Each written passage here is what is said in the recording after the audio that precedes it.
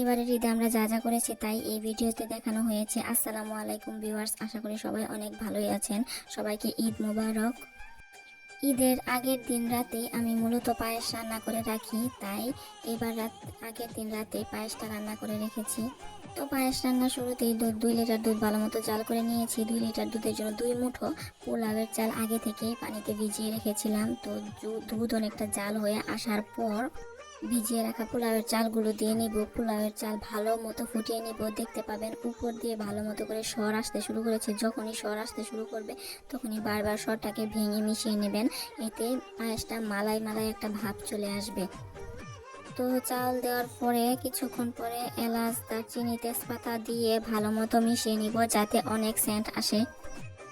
তো চাল ফোটা শুরু করে দিয়েছে। তো আমি একটু চেক করে নিলাম যে চাল ফুটেছে কিনা। দেখা যাচ্ছে যে চাল ফুটেছে। তো এই মুহূর্তে আমি নারিকেলের কোড়া দিয়ে নিয়েছি। আগে নারিকেল ভেজে রেখেছিলাম, ওই নারিকেল কোড়াটা দিয়ে নিয়েছি। আপনারা চাইলে নাও দিতে পারেন। তো আমি একটু বেশি স্বাদের জন্য নারিকেল দিয়ে নিয়েছি।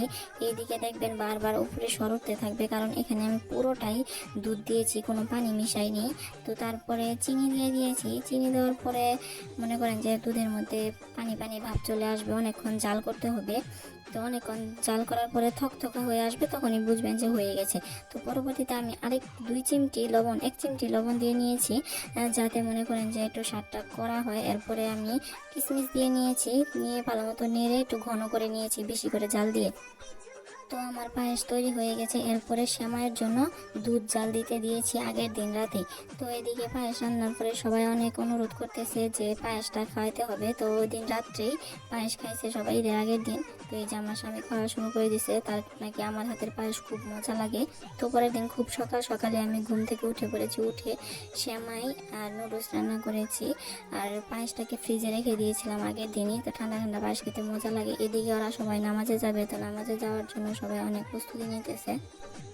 আমার পেজে যারা এখনো ফলো দেন নাই দয়া করে ফলো দিন, এবং আমার ভিডিওগুলোতে লাইক, কমেন্ট, শেয়ার করুন। এবং যারা আগে ফলো দিয়ে রেখেছেন তারা আমার ভিডিওতে লাইক, কমেন্ট করুন। তো সবাই আমার জন্য অনেক দোয়া করবেন। তো সে রেডি হয়ে গেছে নামাজে যাওয়ার জন্য। তো আমাদের ঈদ আয়োজন ভিডিও আপনাদের কেমন লাগলো জানাবেন। আমার জন্য বেশি বেশি দোয়া করবেন। তো ওরা নামাজে যাওয়ার জন্য প্রস্তুত। পরবর্তীতে আমাদের কোরবানি সম্পন্ন হয়েছে আল্লাহর রহমতে। এই যে কোরবানির জন্য গরুর কাটা চুলানো ব্যবস্থা করা হচ্ছে, ভাগাভাগি করে সবাইকে দেওয়া হয়েছে। এদিকে আমাদের ভাগের মাংসটুকু আনা হয়েছে, আমি রান্না বসিয়ে দিয়েছি। তো রান্না করার পরে এই যে সে খাইতে বসছে, সবাই মিলে খাওয়া দাওয়া করছি।